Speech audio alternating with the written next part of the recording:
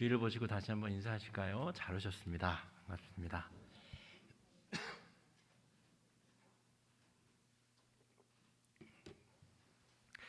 귀한 찬양에 제가 목이 메이는 것 같습니다. 네. 오늘 말씀은 지난주 말씀하고 연장선상에서 이해를 하시면 조금 더 잘 이해가 될 것 같습니다.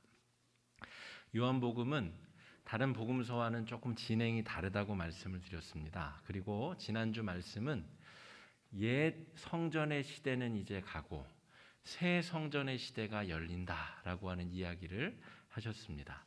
옛 성전이라는 것은 헤롯이 46년간 지었었던 건물을 말하고 그 건물을 중심으로 안토니오 요새와 솔로몬 행각과 왕의 행각과 저 사내들인 공회 사람들이 모여서 자신들의 정치적 욕망과 야욕을 다 집약시킨 공간이 성전이었는데, 예수님은 거기서 동물들을 몰아내시고 환전상 이익을 추구하려는 모든 시도를 다 몰아내시고 예수님이 친히 성전이 되시고 예수님을 믿는 모든 사람들이 성전이 되는 새로운 성전의 시대를 이제 열겠다라고 선포하는 의식을 가지셨습니다.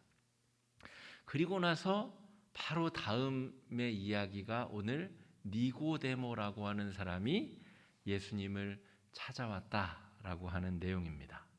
이름을 한번 따라해 보실까요? 니고데모. 예, 오늘 이 사람의 이름이 굉장히 중요하고, 니고데모, 저도 설교를 준비하면서 니고데모를 계속 한번 생각해 봤습니다. 왜 이 사람이 이런 행동을 했을까?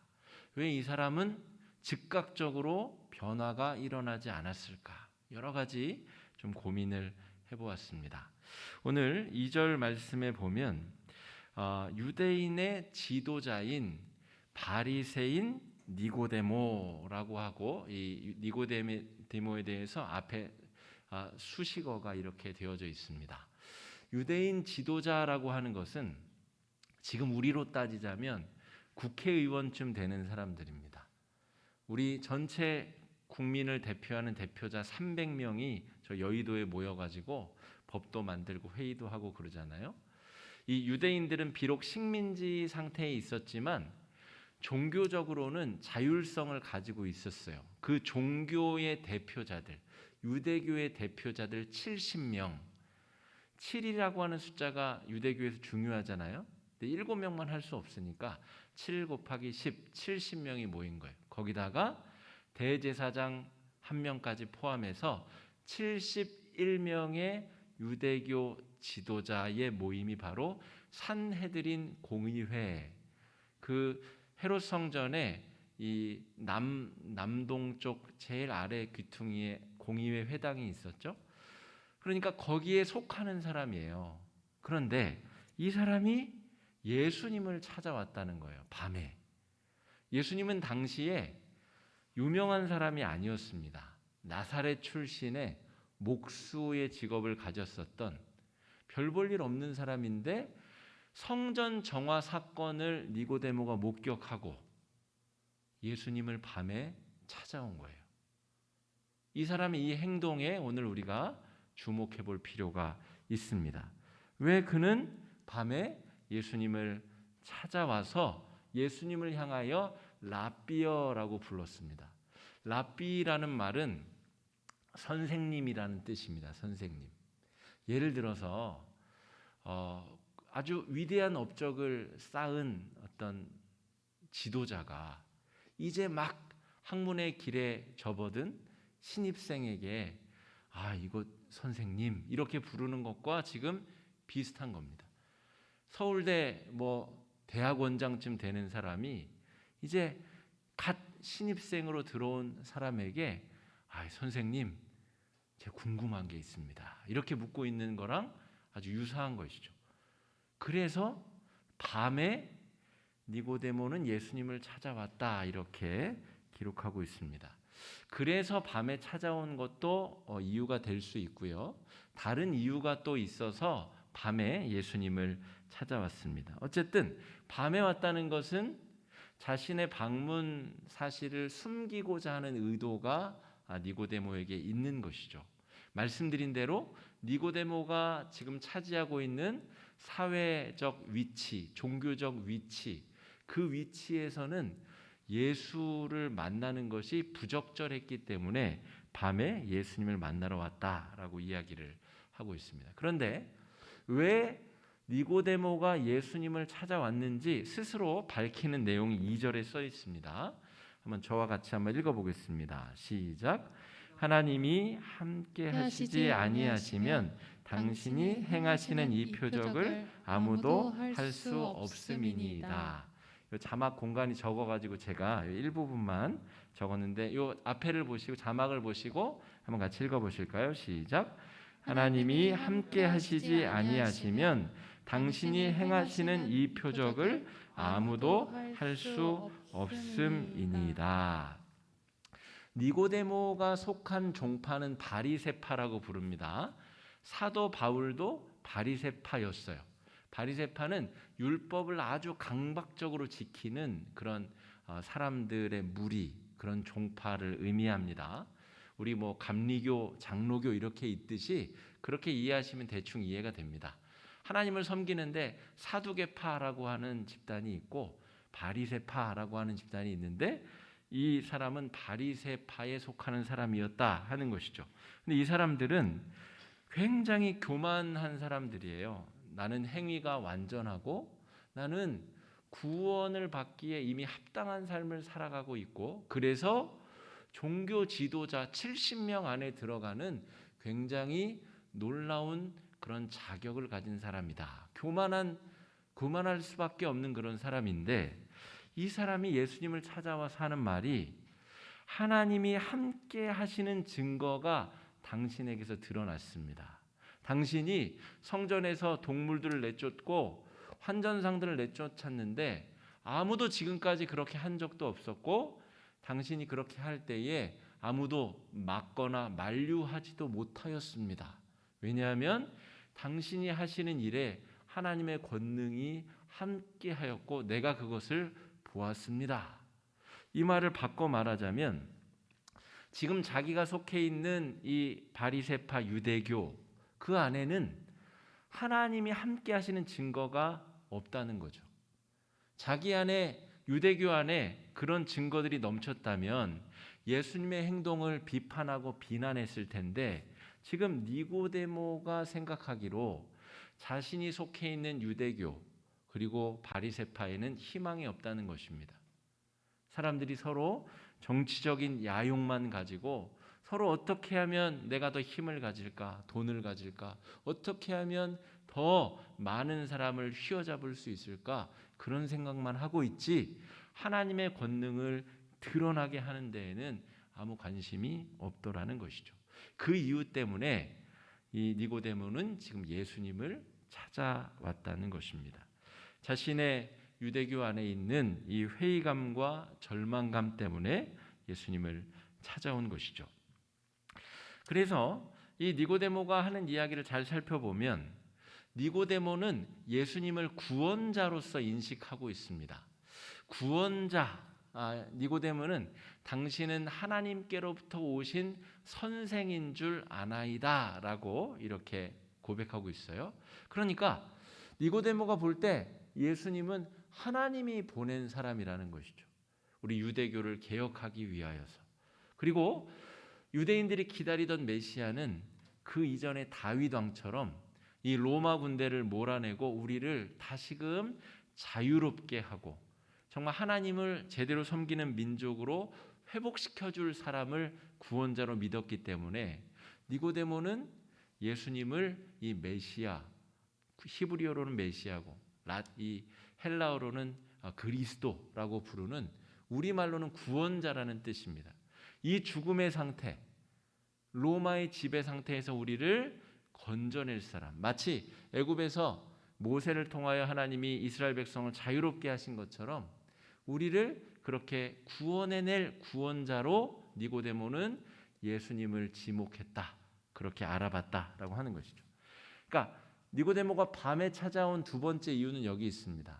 이를테면 지금 독립운동을 하는 임시정부의 수장쯤 되는 사람을 지금 만나러 온 거예요. 근데 대놓고 만나러 오는 게 이상하잖아요. 자신의 민족 독립을 도모하기 위해서 예수님을 찾아왔는데 낮에 돌아다니면서 공개적으로 만날 수 없는 것이죠. 사내들인 회원이기 때문에. 그래서 밤에 찾아온 것이 아닐까. 이 두 가지 정도로 밤에 찾아온 이유를 좀 이해할 수 있습니다. 그래서 이 니고데모가 예수님께 묻는 것입니다. 당신이 바로 그 구원자가 맞습니까? 이 질문을 지금 하고 있는 겁니다. 당신은 하나님께로부터 내려온 선생인 줄 내가 알아봤습니다. 저 대단하죠? 당신이 그 사람인 줄 나는 알아볼 수 있었어요. 그런데 당신 입을 통해서 내가 좀 확인할 게 있습니다. 당신이 바로 그 사람이 맞습니까? 왜냐하면 당시에 유대인들이 생각했었던 구원자는 하나님의 선지자로부터 기름 부음을 받아야 돼요. 다윗도 그랬죠. 솔로몬도 그랬죠. 이 제사장과 왕, 이 사람들은 하나님의 선지자로부터 기름 부음을 받아 선택을 받아야 됩니다. 그러니까 물어보러 온 거예요. 당신 혹시 선택된 그 구원자 맞습니까? 여기서 니고데모가 묻는 것은 우리가 지금 아는 것처럼 하나님의 아들이 내려오고 이런 게 아니라 사람 중에서 하나님께서 선택한 그 사람이 맞느냐? 다윗도 그냥 양치던 어린애였잖아요.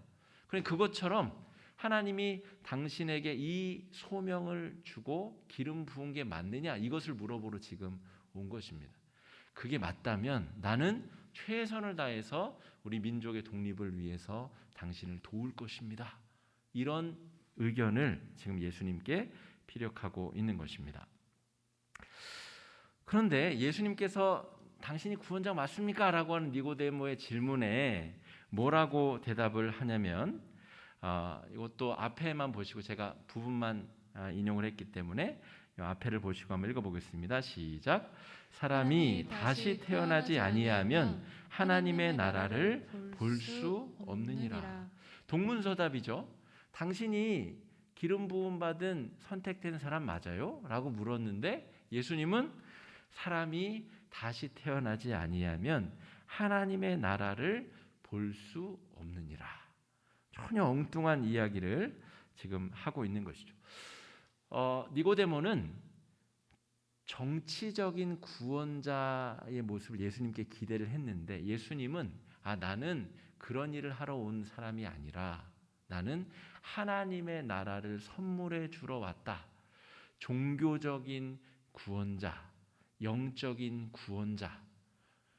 지금까지 너희들이 한 번도 경험해 보지 못한 구원을 열기 위해 왔다. 지난주 말씀 잘 생각해 보시면 46년간 지은 그 건물 안에 갇혀 있었던 유대교를 하나님께서 완전히 새롭게 새로운 성전의 시대를 열겠다라고 선포하신 것처럼 오늘 니고데모를 향하여서 너희들이 그동안 갇혀 있었던 구원이라고 하는 것, 이 민족이 로마로부터 독립을 하고 다시 다윗이 통치하던 때처럼 국력이 강해지는 그 정도를 하려고 온 것이 아니다. 사람이 다시 태어나야만 내가 지금 하려는 말을 비로소 이해할 수 있게 될 것이다. 그런 이야기를 예수님께서 하고 있는 것이죠. 그러니까 니고데모가 당황하기 시작합니다. 아니 그런 이야기를 지금 물어본 게 아닌데. 그래서 4절에 니고데모가 어떻게 다시 그 예수님의 말에 답변하는지를 한번 읽어보겠습니다. 시작. 니고데모가 이르되 사람이 늙으면 어떻게 날 수 있사옵나이까? 두 번째 모태에 들어갔다가 날 수 있사옵나이까? 이런 질문을 하고 있는, 이해를 못하는 겁니다. 자신은 이 나라를 독립시켜줄 사람이냐고 물었는데 예수님은 다시 태어나야지만 하나님이 지금 하려고 하는 일을 비로소 이해할 수 있을 것이다. 그래서 니고데모는 예수님을 만난 이 밤에 변화되지 않습니다. 이해를 못해요. 예수님이 하시는 이야기를 이해도 못하고 무슨 상황인지를 상황 파악을 제대로 하지 못한 채 그 밤에 예수님을 떠나게 됩니다. 그러니까 지금 서로 언어가 대화가 안 통하고 있는 것이죠. 이 니고데모는 그러면 제가 모태 어머니 뱃속에 들어갔다 다시 나오라는 말입니까? 이건 불가능한 일 아닙니까? 예수님이 의도한 것도 바로 그러한 것입니다. 불가능하다. 너희들이 지금 이 헤롯이 지은 이 성전을 통해서 하나님을 섬기려 했던 것이 불가능했던 것처럼, 이런 건물 따위로는 하나님을 제대로 섬길 수 없는 것처럼 인간의 노력으로는 구원에 다다를 수 없다. 예수님께서는 그 이야기를 하고 계신 것입니다. 율법을 잘 지키면 너희들은 구원받는다고 생각하지? 그거 아니다. 아무리 노력해봐라 사람이 어머니 뱃속에 들어갔다가 다시 태어날 수 없는 것처럼, 하나님의 철저한 은혜의 사건, 바로 내가 이 땅에 내려온, 예수님이 이 땅에 내려오신 것처럼 그런 하나님의 특별한 사건이 아니고는 구원받을 길이 없다. 나는 그 구원을 선물하고 하나님의 나라를 열기 위해서 내가 이 땅에 온 것이다. 예수님께서는 그렇게 이야기하고 계십니다. 니고데모는 지금 이 대화를 이해할 수 없지만 니고데모 덕분에 저와 여러분, 우리 성도들은, 후대의 성도들은 이 상황을 이제는 이해할 수 있게 되는 것입니다. 니고데모는 자기가 이해하지 못하는 질문을 던졌고, 예수님은 이제 새로운 구원, 다윗 왕과 같은 그런 구원의 시대가 아니라 정말 우리의 내면의 죄악으로부터 우리를 자유롭게 해주시고, 우리 김진영 장로님 지난 주일 아침에 하나님 나라 부름을 받으셨는데 지금 하나님 품 안에서 얼마나 하나님 나라에서 평안과 기쁨을 누리고 계시겠어요? 우리가 나중에 가게 될 그 천국의 구원, 우리가 이 땅에서 누리게 될 하나님 나라의 기쁨, 이 모든 것을 가능하게 해주시는 전반적인 구원을 이루시는 구원의 사건. 다윗은 우리를 하나님 나라 저 천국에 인도할 수 없잖아요. 다윗은 우리 마음에 샘솟는 이 죄악의 물결을 잠재울 수 없잖아요. 그런데 예수님은 우리 마음속의 이 죄악의 문제, 과거와 현재와 미래에 지을 그 모든 죄의 문제를 해결하러 오셨고, 죽어서 우리가 가게 될 하나님 나라의 길을 열기 위하여 부활의 첫 열매로 이 땅에 오셨다는 것이죠. 다윗 같은 존재로는 불가능하다. 인간의 노력으로는 너희가 지금 바라는 구원을 경험할 길이 없다. 예수님께서는 그 이야기를 하고 계시는 것입니다. 그러면서 물과 성령 이야기를 하십니다. 이건 더 이해가 안 되죠. 니고데모 입장에서는 이게 지금 대화가 산으로 가는 것 같은 그런 경험을 하고 있는 것입니다. 예수님께서 물과 성령으로 나지 아니하면 하나님의 나라를 경험할 수 없다는 이야기를 해주십니다. 이 물과 성령을 좀 살펴볼 필요가 있습니다. 물 세례는 은혜로 우리가 죽어야 되는데, 마땅히 죽어야 되는데 죽지 않고 다시 살아나는 것을 의미합니다. 예수님도 세례 요한에게 세례를 받으셨죠. 그 당시는 이제 침례, 그러니까 요단강에 완전히 들어갔다 나오는 것. 그래서 원래 물에 잠기면 죽어야 되는데 죽었다가 다시 살아난 부활의 경험을 이 세례를 통해서 경험하게 되는 겁니다. 구약 성경에 대표적으로 두 번의 이 물 세례 사건이 나옵니다. 이를테면 노아의 홍수 사건. 40일 동안 비가 내리고 150일 동안 물이 땅을 덮었죠. 그때 은혜로 구원받은 사람이 몇 명 있죠? 8명. 하나님이 경고해 주셔서 배를 만들어 순종한 사람 8명만 물에서 살아남았다. 그러니까 물 세례는 우리가 죽어야 되는데 하나님이 우리를 살려주시는 경험을 물 세례. 두 번째 구약의 증거는 이스라엘 백성들이 출애굽하여 홍해를 통과한 것입니다. 이스라엘 백성들은 홍해를 통과했는데 뒤따라오던 애굽 군대는 어떻게 됐죠? 수장되어서 죽어버렸습니다. 하나님이 이 물을 통과하는 것을 통하여 은혜를 베풀어 주시고 죽어야 되는 존재를 살게 만드는 사건. 또 한 가지 중요한 것은 이 세례라는 것은 외부로 드러날 수밖에 없는 행위라는 것입니다. 세례 요한에게 세례를 받으러 왔을 때 많은 사람들이 둘러보는 데서 세례를 받았습니다. 그러니까 물 세례를 받는다는 것은 자기의 신앙을 대외적으로 공포한다는 것을 말합니다. 이제는 예수님이 나의 구주입니다. 여러분, 그래서 그리스도인들의 삶은 드러날 수밖에 없습니다. 주일에 교회 와야 되죠. 또 하나님 앞에 우리의 그 받은 은혜를 감사하고 표현해야 되죠. 똑같은 고난이 임하는데도 그리스도인들은 싱글벙글 웃으면서 감사할 수 있죠. 이 모든 것은 겉으로 드러날 수밖에 없다는 것이죠. 물 세례를 받는다는 것은 은혜로 우리가 죽어야 되는데 살아나는 것을 의미함과 동시에 우리의 삶이 겉으로 외부로 다른 사람에게 드러날 수밖에 없다는 것을 나타냅니다. 성령 세례라고 하는 것은 하나님의 보내신 그 예수님의 영이 우리 마음의 내주 안에서 이제 사신다는 것이 성령 세례입니다. 여러분, 아직도 좀 오해하시는 분들이 있는데 성령 세례는 막 찌릿찌릿한 그런 경험을 하는 것을 성령 세례 이렇게 말하지 않습니다. 마치 저 점집의 무당들이 신내림 받기 싫은데 이렇게 굿해가지고 신내림 받고 그런 걸 말하는 게 아닙니다.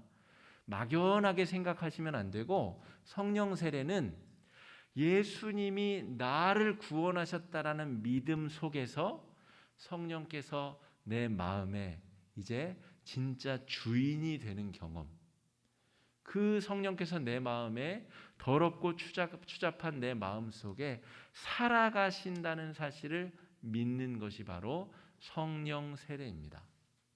그런데 이 성령님은 우리를 조종하기 위해서, 그렇잖아요. 우리 이 신병 걸린 무당들은 신내림 안 받으려고 그러는데 몸이 아프고 가족들이 죽고, 그래서 어쩔 수 없이 그런 이야기를 하잖아요. 성령 하나님은 그런 분이 아닙니다. 오해하시면 안 됩니다. 성령 하나님은 우리 스스로가 우리 마음의 주권을 성령께 내어드릴 때까지 기다리시는 분, 인격적으로 관계하시는 분, 우리를 보혜사가 되셔서 이끄시는 분입니다. 그러므로 성령 세례를 받았다는 것은 예수님이 나를 구원해 주셨다는 사실을 믿기 때문에 성령께 가장 먼저 기도하고, 성령께 내가 나아가야 될 바를 묻고, 성령께 도움을 요청하고 성령의 인도함을 받는 사람이 바로 성령 세례를 받은 사람, 성령 충만한 사람이다라고 할 수가 있겠습니다. 어려운 일이 닥쳤는데 성령님이 생각도 안 나요. 성령 충만하지 않은 거죠. 내가 기도 제목이 생겼는데 하나님, 성령님 아무 생각이 안 나고 그냥 동동동동 발만 구르고 마음이 어려워요. 성령 충만한 삶이 아닌 거죠. 성령 충만하다는 것은 가장 먼저 성령이 생각나고, 가장 먼저 성령께 기도하고, 가장 먼저 성령께 지혜를 구하는 사람, 그 사람이 바로 성령 충만한 사람입니다. 맨날 배실배실 웃고 다닌다고 해서 성령 충만이 아닙니다. 온유하다고 해서 성령 충만한 것이 아닙니다. 정말 그 사람이 고난과 역경 가운데 어떻게 반응하느냐가 성령 충만의 증거라고 하는 것이죠. 예수님은 구원받음의 증거를 물 세례와 성령 세례로 이야기하고 계십니다. 우리가 정말 구원받았다면 예수 그리스도의 은혜로 죽음에서 죽을 수밖에 없는데 살아났음을 우리가 믿어야 되고, 우리의 마음속에 성령께서 계셔서 우리가 성령께 기도하고 도움을 요청하고 성령께 나아가는 그 모든 순간 성령께서 우리와 동행해 주심을 믿는 자가 구원받은 사람, 하나님의 나라 안에 살아가는 사람이다. 예수님은 그렇게 이야기해 주고 계십니다. 비록 이 니고데모는 이해할 수 없지만 예수님은 저와 여러분, 나중에 성경을 읽은 우리들을 위해서 이 말씀을 지금 해주고 계시는 것이죠. 그래서 하나님의 나라는 예수님을 믿고 성령께서 우리 안에 내주하시는 순간 그 즉시로 펼쳐지게 됩니다. 하나님의 나라는 우리가 죽어서 그냥 천국에 갈 때 그때만 경험할 수 있는 것이 아니라 우리 마음 가운데 성령께서 내주하시는 순간부터, 성령의 충만함이 임한 순간부터 하나님의 나라는 그 즉시로 시작되고 펼쳐지게 되는 것이죠. 그래서 예수님은 3절과 5절에서 네가 하나님의 나라를 볼 것이다 이야기하시고 하나님의 나라에 들어가게 될 것이다. 예수님은 그렇게 하나님의 나라를 표현하고 계십니다. 니고데모는 단번에 변화되지 않았어요. 이 사람이 가지고 있었던 편견, 그 사람이 가지고 있었던 종교적 기득권을 단번에 내려놓을 수가 없었어요. 요한복음에만 니고데모 이야기가 나오는데 요 3장에 처음으로 나오고요. 7장 50절, 7장에 다시 한번 나오는데 한번 읽어보실까요? 7장 50절, 51절 말씀입니다. 시작.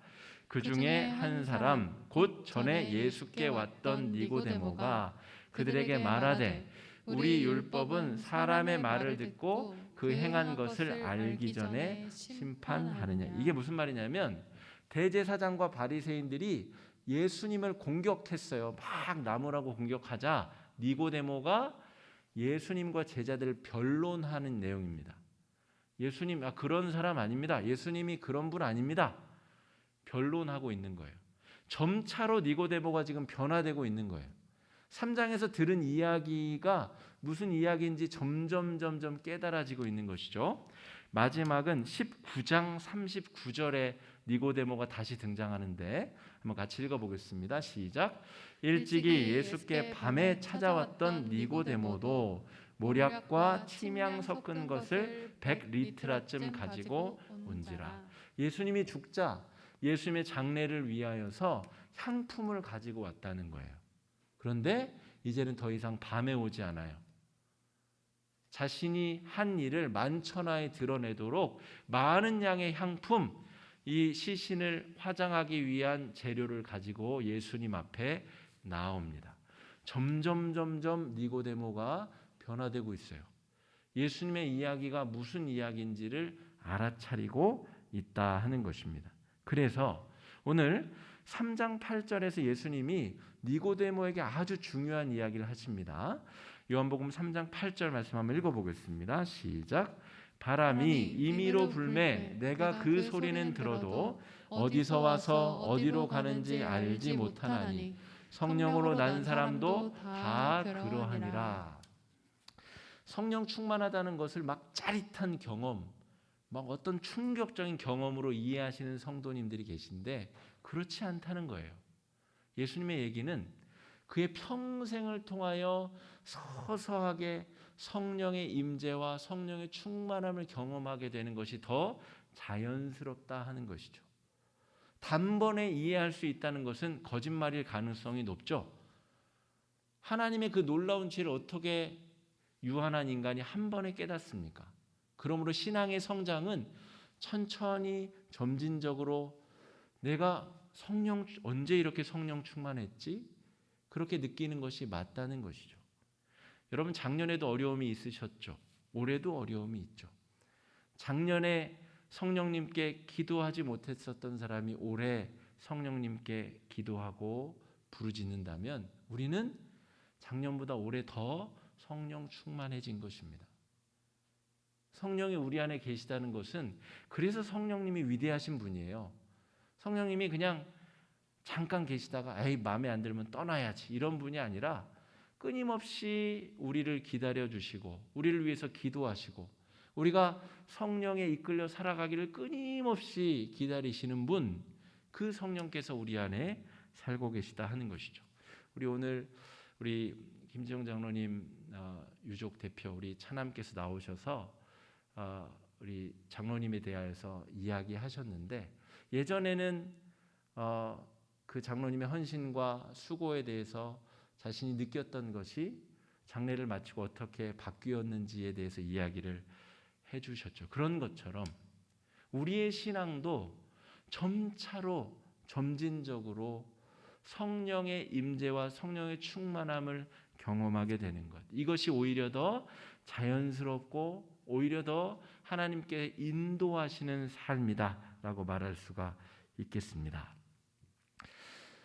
우리는 니고데모의 인생을 반복하고 있는 성도들입니다. 처음부터 예수님을 제대로 알아보고 예수님의 이야기를 100% 알아들을 수 있는 사람은 이 땅에 없습니다.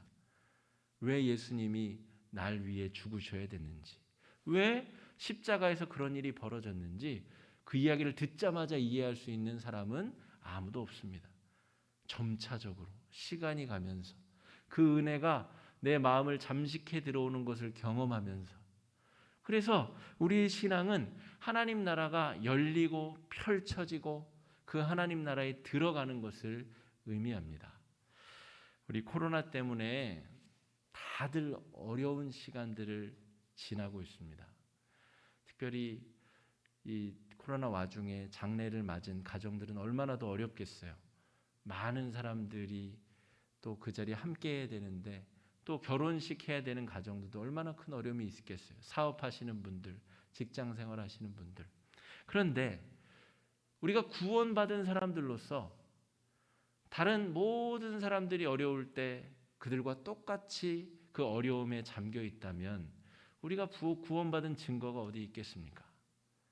우리가 그 가운데에서 성령과 더 깊은 내밀한 관계를 맺어가고 성령께서 우리의 삶을 이끌어 주심을 경험하고 체험하고 우리가 구원으로 초대되었음을, 우리가 하나님 나라를 이제 볼 수 있게 되고 들어갈 수 있게 되었음을 다시 경험하고 은혜를 누리게 되는 그런 사순절 우리 네 번째 주간이 될 수 있기를 주님의 이름으로 축복합니다.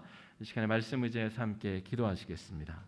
기도하실 때 주님, 내가 바로 니고데모입니다. 내가 가진 지식과 내가 가진 경험을 가지고 하나님을 다 이해하려 들려다가 하나님의 그 구원을 이해하지도 경험하지도 못하는 죄인입니다. 주님, 그러나 친절하게 설명해 주시고 우리에게 물과 성령으로 거듭나야 됨을 말씀해 주시는 하나님, 우리가 니고데모처럼 변화되는 인생을 살아갈 수 있도록 이제는 더 이상 밤에 예수님을 찾아가는 것이 아니라 주님 앞에 나아가는 인생 될 수 있게 하는 시간에 함께 기도하며 나아가겠습니다. 기도하겠습니다. 사랑의 주님, 내를 감사합니다. 이 시간에 연약한 우리들 니고데모처럼 방황하고